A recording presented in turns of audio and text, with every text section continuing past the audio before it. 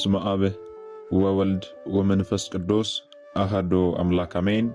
የተወደዳችሁ የልዑል እግዚአብሔር ቤተሰቦች የእናታችን የቅድስት ድንግል ማርያም የአስራት የቃል ኪዳን የበረከት ልጆች የጻድቃን የሰማዕታት ወዳጆች በወደደንና ባፈቀረን በልዑል እግዚአብሔር ፍጹም ሰላም እላችኋለሁ። እንደምን ዋላችሁ? እንደምን ለይሳ ደረሳችሁ? አሜን። እንደ ኃጢአታችንና እንደ በደላችን ብዛት ሳይሆን እንደ ምሕረትና እንደ ቸርነቱ ተመልክቶ እስከ ሰዓት ያደረሰን የአባቶቻችን አምላክ ልዑል እግዚአብሔር ስሙ የተመሰገነ ይሁንልን። እርሱን ጠርተን እርሷን የማንተዋት ንጽሕተ ንጹሐን ቅድስተ ቅዱሳን ቅድስት እናታችን ድንግል ማርያም ዘላለማዊ ስሟ የተመሰገነ ይሁንልን። እንግዲህ እንደ እግዚአብሔር አምላካችን መልካምና በጎ ፍቃድ ዛሬ የምንማማረው የሰሙነ ሕማማት ማክሰኞ የጥያቄ ቀን ወይም ደግሞ የጥያቄና መልስ ቀን ተብሎ ተሰይሟልና ስለምን የጥያቄ ቀን ተብሎ ተሰየመ? በዚህ ዕለት ጌታችን መድኃኒታችን ኢየሱስ ክርስቶስ ምን አደረገልን? ጸሐፍት ፈሪሳውያንስ ምን አደረጉ? የሚለውን ልናውቅ ያስፈልጋልና ይህን አጥራ አድርገን እንማማራለን። እንግዲህ የሚያስተምረን እግዚአብሔር ነው፣ የሚመክረን እግዚአብሔር ነው፣ የሚገስጸን እግዚአብሔር ነው። እርሱ በመካከላችን ተገኝቶ የጎደለውን አሟልቶ የተጣመመውን አቃንቶ በአፈ መላእክት አርሞ ያስተምረን ይመክረን ይገስጸን ዘንድ የእርሱ መልካምና በጎ ፍቃዱ ይሁንልን። የእናታችን የንጽሕተ ንጹሐን የቅድስተ ቅዱሳን የቅድስት እናታችን የድንግል ማርያም መልጃ ተረዳይነቷ በረከቷ ሁሉ በሁላችን ላይ ይደርብን። እንግዲህ ወደ ዛሬው ትምህርታችን ስንገባ ታዲያ የሰሙነ ሕማማት ማክሰኞ የጥያቄ ቀን ተብሎ ተሰይሟል። ይህንን ከመመልከታችን አስቀድሞ ታዲያ ታሪኩን ወደ ኋላ መለስ ብለን ልናውቅ ያስፈልጋልና ጌታችን መድኃኒታችን ኢየሱስ ክርስቶስ እየተመሰገነ ከገባበት ጀምሮ ጌታችን ምን እንዳደረገልን ጸሐፍት ፈሪሳውያንም ደግሞ ምን እንዳደረጉ ከብዙ በጥቂቱ አጠር አድርገን እንመለከታለን። እንግዲህ ጌታችን መድኃኒታችን ኢየሱስ ክርስቶስ በዕለተ ሆሳዕና የሆሳዕናን በዓል ባከበርንበት ዕለት ሕፃናት ሳይቀሩ ከፊት ከኋላ አጅበውት የሚሄዱትም ሳይቀሩ ሆሳዕና በአርያም እያሉ ዘንባባ እያነጠፉ ልብሳቸውን እያነጠፉ መላእክትም ከሰማይ ሆነው እያመሰገኑት እየተመሰገነ ወደ ኢየሩሳሌም ገባ። እየተመሰገነ በሚገባበትም ጊዜ ጸሐፍት ፈሪሳውያን ወደ ጌታችን ቀርበው እነዚህን ለምንድን ነው የምታስጮኽብን? እነዚህን የሚጮኹትን ዝም አሰኛቸው፣ ዝም አስበላቸው ብለው ወደ እርሱ ቀርበው ጌታችንን ጠየቁት። ጌታችንም ታዲያ በመጽሐፍ የተጻፈውን አላነበባችሁምን? አዎ ከሚጠቡ ሕፃናት አፍ ምስጋናን ለራስ አዘጋጀ ተብሎ የተጻፈውን አላነበባችሁምን? አልሰማችሁምን? እነዚህ ሕፃናት እንኳን ባያመሰግኑኝ የቢታንያ ድንጋዮች አንደበት አውጥተው ያመሰግኑኛል አላቸው። በዚህ ጊዜ የቢታንያ ድንጋዮች አንደበት አውጥተው ጌታችን መድኃኒታችን ኢየሱስ ክርስቶስን አመሰገኑ። ሆሳዕና በአርያም እያሉ አመሰገኑ። ጡት የሚጠቡ ሕፃናት እንኳን ሳይቀሩ የ40 ቀን የ80 ቀን የ1 የ2 ዓመት ሕፃናት እንኳን ሳይቀሩ ከፊት ከኋላ አጅበውትም የሚሄዱ ትላልቅ ሰዎችም ሳይቀሩ ሆሳዕና በአርያም እያሉ እያመሰገኑት እየተመሰገነ ወደ ኢየሩሳሌም ገባ ማለት ነው። እነዚያ ጸሐፍት ፈሪሳውያን ታዲያ እየተመሰገነ መግባቱ እጅጉን አስቆጣቸው። እንዴት እየተመሰገነ ይገባል? እርሱ ማን ስለሆነ ነው ሕፃናት እንኳን ሳይቀሩ የሚያመሰግኑት? እያሉ ጌታችን ላይ ማጉረምረም ጀመሩ። በዚህም አላበቃም። ታዲያ ጌታችን ወደ ቤተ መቅደስ ከገባ በኋላ በቤተ መቅደሱ አንድ ነገር አደረገ። ምን አደረገ ስንል ወደ ቤተ መቅደስ ሲገባ የሚሸጡትንና የሚለውጡትን የጅራፍ ገመድ አበጅቶ ከቤተ መቅደሱ አስወጣቸው። በዚህ በማቴዎስ ወንጌል ምዕራፍ 21 ቁጥር 12 ላይ ስንመለከት ኢየሱስም ወደ መቅደስ ገባና በመቅደስ የሚሸጡትንና የሚገዙትን ሁሉ አወጣ። የገንዘብ ለዋጮችንም ገበታ የርግብ ሻጮችንም ወንበሮች ገለበጠና ቤቴ የጸሎት ቤት ትባላለች ተብሎ ተጽፏል፣ እናንተ ግን የወንበዴዎች ዋሻ አደረጋችኋት አላቸው። ከዚህም በኋላ ደግሞ በመቅደስም ዕውሮችና አንካሶች ወደ እርሱ ቀረቡና ፈወሳቸው ይላል። የማቴዎስ ወንጌል ምዕራፍ 21 ማለት ነው። ልብ በሉ። ጌታችን እየተመሰገነ ወደ ቤተ መቅደስ ከገባ በኋላ ሁለት ነገሮችን አድርጓል። ቤተ መቅደሱን አንጽቷል። ሻጭ ለዋጮችን ከቤተ መቅደስ አስወጥቶ ቤቴ ጸሎት ቤት ትባላለች፣ እናንተ ግን ወንበዴዎች ዋሻ አደረጋችኋት ብሎ ጅራፍ ገምዶ አበጃጅቶ ከቤተ መቅደሱ አስወጥቷቸዋል። ሌላ ደግሞ ዕውሮችና አንካሶች፣ በሽተኞች፣ ደዌያን ወደ እርሱ ቀርበው እነዚህንም ፈውሷቸዋል ማለት ነው። ይህንንም በማድረጉ ታዲያ ጸሐፍት ፈሪሳውያን እጅጉኑ ተበሳጩ። እየተመሰገነ በመግባቱ እያጉረመረሙ ሳለ ጌታችን በመቅደስ ደግሞ ርግብ ሻጮችን ገንዘብ ለዋጮችን የሚገዙ የሚሸጡ የሚለውጡትን ከቤተ መቅደስ አስወጣቸው። በምን ሥልጣኑ ነው ይህንን የሚያደርገው? እንዴት ይህንን ያደርጋል? በዕለተ ሰንበት እንዴት ይፈውሳቸዋል? እያሉ ጸሐፍት ፈሪሳውያን ማጉረምረም ጀመሩ። ማጉረምረም ብቻ ሳይሆን ደግሞ ሲሰድቡት አሉ። መስደብ ብቻ ሳይሆን ደግሞ ስለ ጌታችን ጉዳይ ለመምከር በዕለተ ሆሳዕና እሁድ ከሰዓት ማለት ነው ሰኞ ዕለት በጌታችን ጉዳይ ሊመካከሩ ስብሰባ ተጠራሩ። ስለዚህ ሕማሙ የሚጀምረው በዕለተ ሆሳዕና ከሰዓት ነው። ለምንድን ነው ሕማሙ በዚህ የሚጀምረው? አልተሰቀለ አልተገረፈ ትሉ እንደሆነ ወገኖቼ ስድብም ሕማም ነው። ጌታችን ሲሰድቡ ተውለዋል። በጌታችን ጉዳይ ሊመካከሩ ስብሰባ ተጠራርተውበታል። እንዴት ይህንን ያደርጋል ብለው ጌታችን ላይ ሲናደዱበት ውለዋልና ይህም ሕማም ስለሆነ ሕማማቱ እሁድ ከሰዓት ይጀምራል ማለት ነው። ታዲያ በሰሙነ ሕማማት ሰኞ እነዚያ ጸሐፍት ፈሪሳውያን ለሰኞ ስብሰባ ተጠራርተው ነበረ። ስብሰባቸው በአንዱ ሊቀ ካህን ግቢ ተከናውኗል።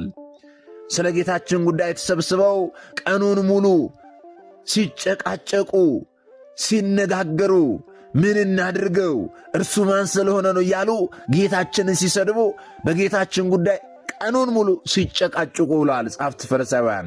በሰሙነ ሕማማት ሰኞ ማለት ነው። ነገር ግን ቀኑን ሙሉ ሲጨቃጨቁ ቢውሉም እንኳን ስብሰባቸው ፍሬ አልባ ሆነ።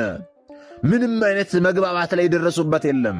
አንዱ አንድ ሲል እንዲናድርገው ሲሉ ሁሉም በስሜት ተነስቶ ጌታችንን ፈርጀውት ስለነበረ ምንም አይነት መግባባት አቃታቸው።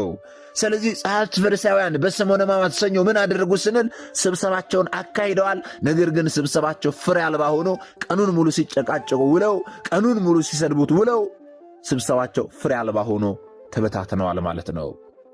ጌታችን መድኃኒታችን ኢየሱስ ክርስቶስስ በሰሙነ ሕማማት ሰኞ ምን አደረገልን ስንል ይህ ዕለት መርገመ በለስ ተብሎ ተሰይሟል።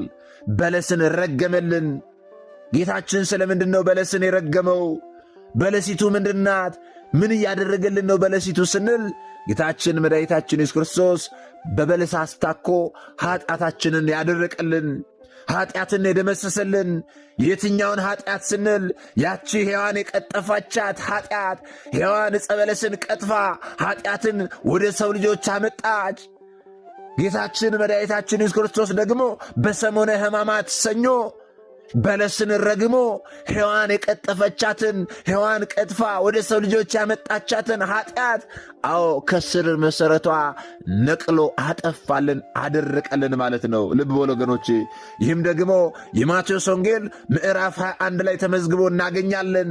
ምዕራፍ 21 ቁጥር 18 ላይ በማለዳ ወደ ከተማ ሲመለስ ተራበ። በመንገድም አጠገብ በለስ አይቶ ወደ እርሷ መጣ። ከቅጠልም ብቻ በቀር ምንም አላገኘባትምና ለዘላለም ፍሬ አይገኝብሻል። በለሲቱም ያን ጊዜውኑ ደረቀች። ደቀ መዛሙርቱም ይህንን አይተው በለሲቱ ያን ጊዜውኑ እንዴት ደረቀች ብለው ተደነቁ ይላል። ልብ በሉ ወገኖቼ። ይህንን የመጽሐፍ ቅዱስ ክፍል ስታገናዝቡ ጌታችን የተራበው መቼ ነው? በማለዳ ጠዋትን የተራበው። እስቲ ያስተውሉት ወገኖቼ። 40 ቀንና 40 ሌሊት የጸለየው አምላካችን ተራበ ሲባል፣ መላእክት እንዳይራቡ አድርጎ የፈጠረው አምላክ ተራበ ሲባል፣ ሊያውም ደግሞ የተራበው በማለዳ ነው፣ በጠዋት ነው ጌታችን የተራበው። ከዚያም በኋላ ደግሞ ቅጠል ያለባት በለስ ተመልክቶ ወደ እርሷ ሄደ። ወደ እርሷ ሄዶ ሲመለከታት ደግሞ ፍሬ አጣባት። ፍሬ ሲያጣባት ደግሞ ረገማት። ከአሁን ጀምሮ ማንም ካንቺ ፍሬ አይብላ ብሎ ረገማት። ያን ጊዜ ያቺ በለስ ደግሞ ወዲያውኑ ደረቀች። ስለዚህ ጌታችን በሰሙነ ሕማማት ሰኞ ምን እያደረገልን ነው የሚለውን ስንመለከት በበለስ አስታኮ ኃጢአትን እየረገመልን፣ እያጠፋልን፣ እያደረቀልን ነው። የበለስ ቅጠል ሰፊ እንደሆነች ሁሉ ኃጢአት በዚህ ዓለም ሰፍታ ሰፍና አገኛት። በለስ ሲበሉት ይጣፍጣል፣ ቆይቶ ግን ይመራል። ኃጢአትም ሲሰሩት ደስ ያሰኛል፣ ኋላ ግን ያሳዝናል። በአንቺ ፍሬ አይገኝ የሚለውም በኃጢአት ፍዳ ተይዞ የሚቀር ሰው ከዚህ በኋላ አይኑር ማለቱ ነው። በለሷም ስትረገም ፈጥና መድረቋ በአዳም ምክንያት ያገኘችን ዕዳ በደል በእርሱ እንደጠፋችልን ለመግለጽ ነው ወገኖቼ። ስለዚህ ጌታችን በበለስ አስታኮ ኃጢአታችንን አደረቀልን። ይህቺ በለስ ብዙ አንድምታዎች አላት። የሰሙነ ሕማማት ሰኞ መርገመ በለስ ተብላ የተሰየመችው ዕለት ብዙ ትርጓሜዎች አሏት ወገኖቼ። በለስ የተባለች ቤተ እስራኤል ናት። ፍሬ የተባለች ሃይማኖትና ምግባር ናት። ጌታችን ከእስራኤል ፍቅርን፣ ሃይማኖትን፣ ምግባርን ፈለገ፣ ተራበ። ነገር ግን አላገኘባቸውም። እስራኤልን ሕዝበ እግዚአብሔር መባልን እንጂ ነቢይነት፣ ካህንነት፣ መሥዋዕት አይገኝብሽ ብሎ ረገማት። በመርገሙ ምክንያት ትንቢት፣ ክህነት፣ መሥዋዕት ከእስራኤል ጠፋ። ወገኖቼ አዎ ዛሬም እግዚአብሔር አምላካችን ከእኛ ፍቅርን ተርቧል። አዎ እግዚአብሔር አምላካችን ዛሬ ከእኛ ሃይማኖትንና ምግባርን ተርቧል። ስንቶቻችን ፍቅርን ገንዘብ አድርገን ይሆን? ስንቶቻችን ሃይማኖትና ምግባርን ይዘን ተገኝተን ይሆን? ወገኖቼ ዛሬም ጌታችን ከእኛ ይህንን ይራባል። የእኛን ከኃጢአት ሕይወት መመለስ ይራባል። የእኛን ንስሐ መግባት ይራባል።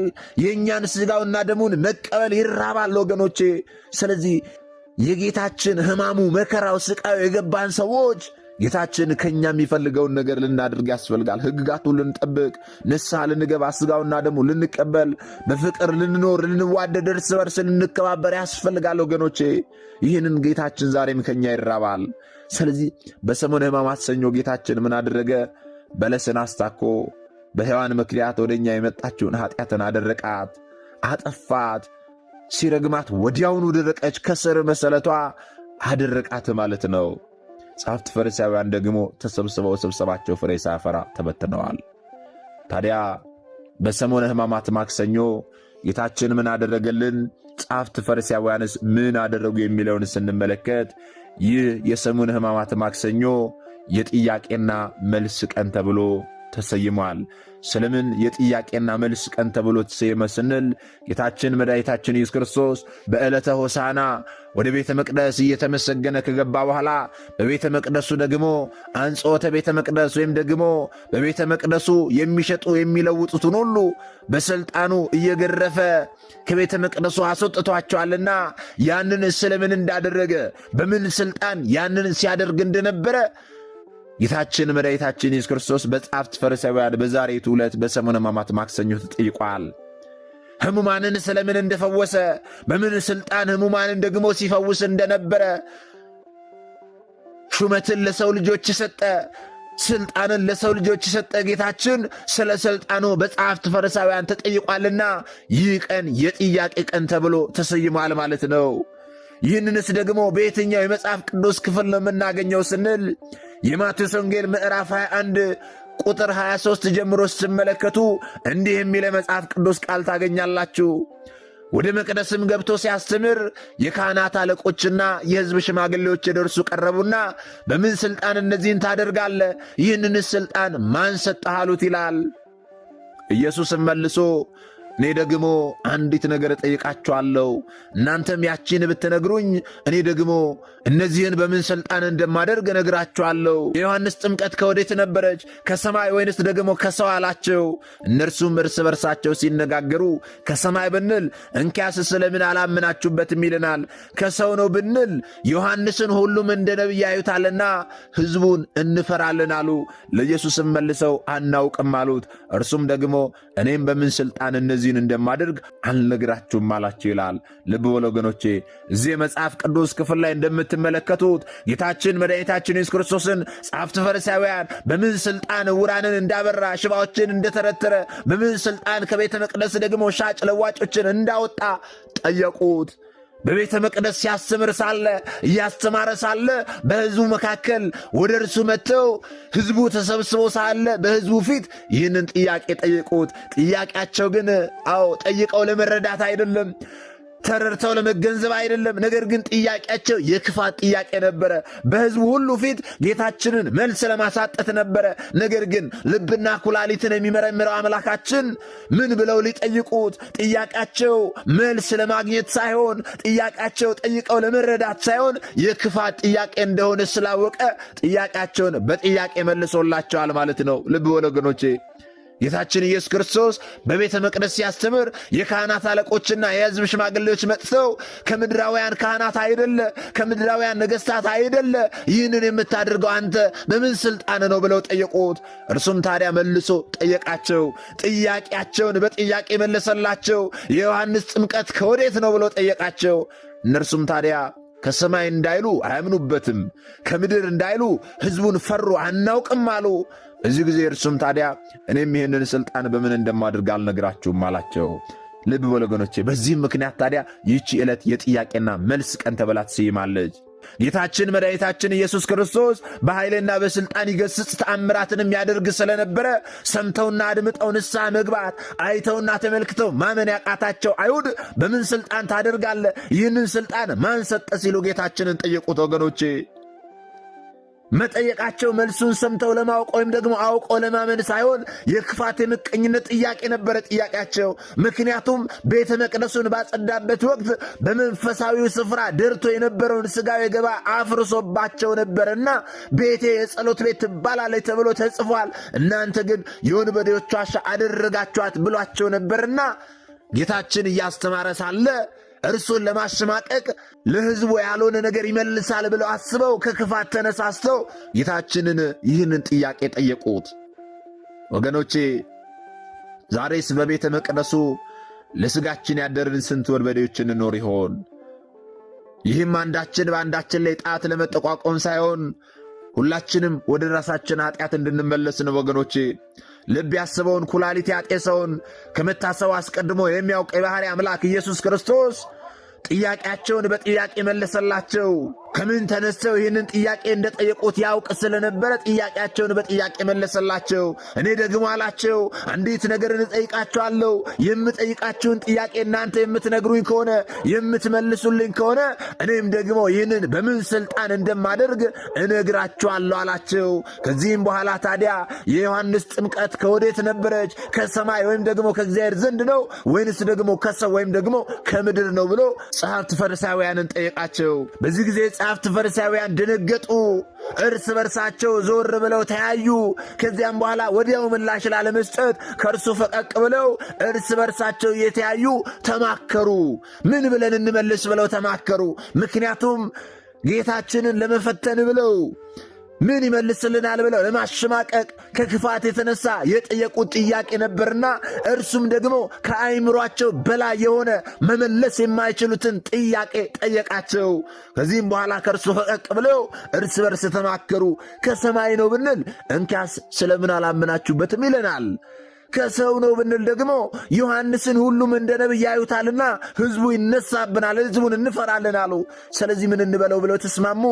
ለኢየሱስ ሄደን አናውቅም እንበለው ተባብለው ወደ ጌታችን መለስ ብለው አናውቅም አሉት። ታዲያ ጌታችንም በጎ ሕሊና፣ ንጹሕ ልቦና፣ ትሑት ስብዕና እንደሌላቸው ስለሚያውቅ እኔም በምን ሥልጣን እነዚህን እንደማደርግ አልነግራችሁም አላቸው። ምክንያቱም ላላመኑ ሰዎች ምስጢር አይገለጥምና ቢነግራቸውም ደግሞ ይሳለቁበታል እንጂ አያምኑበትምና ጌታችን እኔም ይህን ሥልጣን በምን እንደማደርግ አልነግራችሁም አላቸው። ወገኖቼ ጌታችን ጥያቄያቸውን በጥያቄ የመለሰበት ምክንያት ለማወቅ ሳይሆን ለክፋት ስለመጡ ነው። ለመገንዘብ ለመረዳት የመጡትንማ እኮ አይተናል።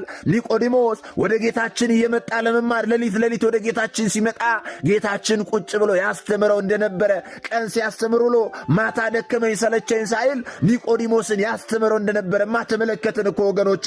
በሰሙነ ሕማማት 7ኛው ሳምንት ላይ ኒቆዲሞስ ተብሎ በተሰየመው ሳምንት ላይ በስፋት ተመልክተናል፣ ተማምረናል። አዎ ለመረዳት የመጣውንማ ምስጢርንም ጭምር ይገልጽለታል። ስለ ምስጢረ ጥምቀት ገልጾ የሰው ልጅ ዳግም ከውሃና ከመንፈስ እንዴት ሊወለድ እንደሚገባ፣ ከውሃና ከመንፈስ ያልተወለደ ደግሞ መንግሥተ ሰማያትን መውረስ እንደማይችል ለኒቆዲሞስ ጌታችን በደንብ ገልጾለታል። እነዚህ ጸሐፍት ፈሪሳውያን ግን ለመረዳት ሳይሆን ከክፋት ስለሆነ ጥያቄያቸው ጌታችን ጥያቄያቸውን በጥያቄ መልሶላቸዋል ማለት ነው። ዛሬም ታዲያ ባላመነ ልቡና በተለያየ መንገድ ጥያቄዎችን የምናበዛ ሰዎች አለን ወገኖቼ። ቆም ብለን ልናስተውል ያስፈልጋል። የምንጠይቀውም እንደ አይሁዳውያን ለሥጋ ገበያ ብቻ ነው እንጂ ለጎደለን ነገር ነው እንጂ በነፍስ ስለጎደለን ነገር የማንጠይቅ ሰዎች አለን። ሁል ጊዜ ሥጋዊ ነገርን ብቻ የምንጠይቅ ከሆነ፣ ሁል ጊዜ የሥጋ ገበያን ብቻ የምንጠይቅ ከሆነ እንደ ጸሐፍት ፈሪሳውያን ጥያቄያችን መልስ አያገኝም ወገኖቼ። ጥያቄያችን መልስ እንዲያገኝ ታዲያ ስለ ነፍሳችን ጉዳይ የምንጠይቅ ወገኖቼ፣ ለቅዱስ ሥጋው ለክቡር ደሙ የበቃው አድርገኝ ብለን እንማጸነው። ወደ ንስሐ ሕይወት አቅርበኝ ብለን እንማጸነው ወገኖቼ። ስለ መንፈሳዊ ሕይወታችን ጌታችንን እንጠይቀው። እስከ መቼ ሁል ጊዜ ስለ ሥጋዊ ነገር ብቻ እየጠየቀን ጌታ ሆይ ይህንን ጎደሎዬን ሙላልኝ፣ ጌታ ሆይ እንዲያደርግልኝ እያልን እስከ መቼ ነው ምድራዊ ነገር ብቻ የምንጠይቀው? ስለዚህ ጌታችን መድኃኒታችን ኢየሱስ ክርስቶስ ጥያቄያችንን በቀጥተኛ መንገድ እንዲመልስልን ከፈለግን ዛሬም ቢሆን የሥጋዊ ገበያ ጥያቄ ሳይሆን የነፍስ ገበያ ጥያቄ ልንጠይቅ ያስፈልጋል። የነፍስ ገበያ ንስሐ መግባት ነው፣ ሥጋውና ደሙን መቀበል ነው። የነፍስ ገበያ የተራበ ማብላት፣ የተጠማ ማጠጣት፣ የታረዘ ማልበስ፣ የደከሙትን መጎብኘት ነው፣ የተቸገሩትን መርዳት ነው የነፍስ ገበያ። ይህንን እንዳደርግ ፍቀድልኝ ብለን ነው ጌታችን ልንማጸን የሚገባ ወገኖቼ። እስከ መቼ የምኖርበት ቤት ስጠኝ፣ የምበላው እንጀራ ስጠኝ፣ ትዳር ስጠኝ፣ ሀብት ንብረት ስጠኝ እያልን እስከ መቼ ነው ምድራዊ ነገር ብቻ የምንጠይቀው? ምድራዊ ነገር መጠየቁ ክፋት ኖሮት አይደለም። ነገር ግን ምድራዊ ነገርን ብቻ ሳይሆን ሰማያዊ ነገርን አብዝተን ልንጠይቅ ያስፈልጋል ወገኖቼ። ጌታችን መድኃኒታችን ኢየሱስ ክርስቶስ ስንጠይቅ ደግሞ እርሱም ጥያቄያችንን እንዲመልስልን እርሱ አስቀድሞ የጠየቀንን ጥያቄዎች ልንመልስ ያስፈልጋል። ጌታችን ምን ጠየቀን ስንል የማቴዎስ ወንጌል ምዕራፍ 25 ላይ ተርቤ አበልታችሁኛልን? ተጠምቼ አጠጥታችሁኛልን? ታርዤ አልብሳችሁኛልን? ታስሬ ጠይቃችሁኛልን? ታምሜ ጠይቃችሁኛልን? እያለ ጌታችን አስቀድሞ ይጠይቀናል። እነዚህን ጥያቄዎች ስንቶቻችን መልሰን ይሆን? ስለዚህ እኛ ተገቢውን ጥያቄ ከጠየቀን እርሱ ምላሽ ይሰጠናል። ነገር ግን ሁል ጊዜ የሥጋ ገበያን ብቻ የምንጠይቅ ከሆነ እርሱ በመለኮታዊ ሥልጣኑ እየሠራ ያለውን ነገር ሁሉ አልገልጥላችሁም እንዳለ ሁሉ ለእኛም ጥያቄ ምላሽ አይሰጠንም። ስለዚህ ለጥያቄዎቻችን ሁሉ መልስ የምንፈልግ ከሆነ አስቀድመን እርሱ የጠየቀንን ጥያቄዎች ሁሉ በትክክል በተግባር ልንመልስ ያስፈልጋል። በእግዚአብሔር ቤትም ውስጥ በትክክል የእግዚአብሔር ሰዎች ሆነን ልንገኝ ያስፈልጋል። ሻጭ ለዋጮችን ሳይሆን ትክክለኛ የእግዚአብሔር ሰዎች ሆነን ልንገኝ ያስፈልጋል ወገኖቼ። ይህንን እንድንሆን ደግሞ እግዚአብሔር አምላካችን ይርዳን። ስለዚህ በዚህ በሰሙነ ሕማማት ማክሰኞ ጌታችን ምን አደረገልን ስንል ጸሐፍት ፈሪሳውያን ለጠየቁ ጥያቄያቸውን በጥያቄ መለሰላቸው ማለት ነው። ጸሐፍት ፈሪሳውያንስ ደግሞ በዚህ ዕለት ምን አደረጉ ስንል እሁድ ዕለት ለሰኞ ስብሰባ ተጠራሩ። ሰኞ ተሰበሰቡ፣ ሲጨቃጭቁ ዋሉ። ከዛ መግባባት አቃታቸውና ለማክሰኞ ተቀጣጥረው ተለያይተው ነበረ። ማክሰኞም ደግሞ ልክ እንደዚሁ ስብሰባቸውን በአንዱ ሊቀ ካህን ግቢ ያደረጉ። ነገር ግን ሰኞ ከተሰበሰቡት ስብሰባ ማክሰኞ የተሰበሰቡት ስብሰባ ጠንከር ያለ ነበረ። ምን ማድረግ እንዳለባቸው በከፊሉ የተስማሙበት፣ ነገር ግን እንዴት ማድረግ እንዳለባቸው መግባባት አቅቷቸው የተበታተኑበት ነበረ የሰሙነ ሕማማት ማክሰኞ። እንዴት መግባባት አቃታቸው ስንል ደግሞ ጌታችንን መግደል እንዳለባቸው፣ ጌታችንን መግረፍ ማሰቃየት እንዳለባቸው ተስማምተው፣ ነገር ግን እንዴት መያዝ እንዳለባቸውና መቼ መያዝ እንዳለባቸው መግባባት አቃታቸው። ለምንድን ነው መግባባት ያቃታቸው ስንል ደግሞ ከሁለት ቀን በኋላ በዓለ ፋሲካቸውን ያከብሩ ነበረ።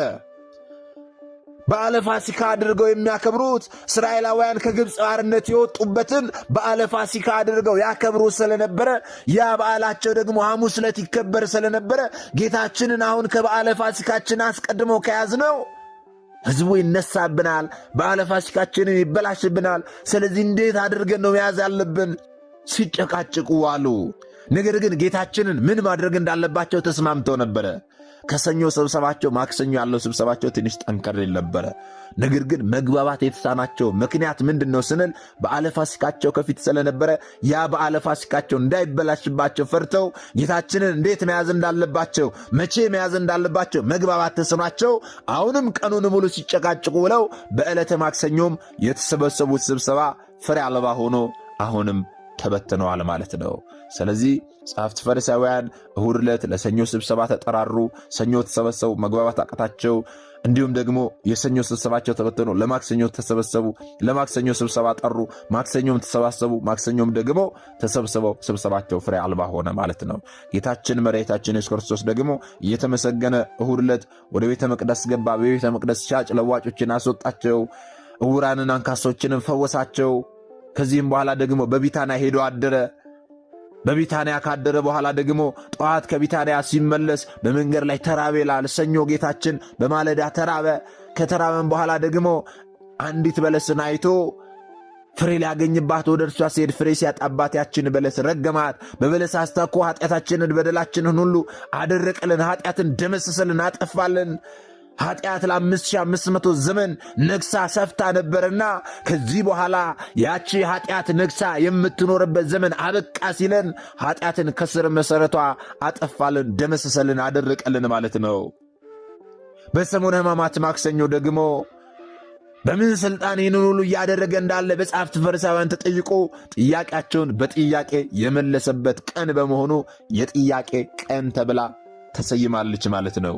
ጌታችን ደግሞ በሰሙነ ሕማማት ረቡዕ ምን አደረገ፣ ጸሐፍት ፈሪሳውያንስ ምን አደረጉ የሚለውን ደግሞ በቀጣይ ትምህርታችን ላይ እንማማራለን። ታዲያ ዛሬ የተማርነውን ደግሞ ላልተማሩት ወንድሞቻችን ልናስተምር ልናሳውቅ ያስፈልጋል።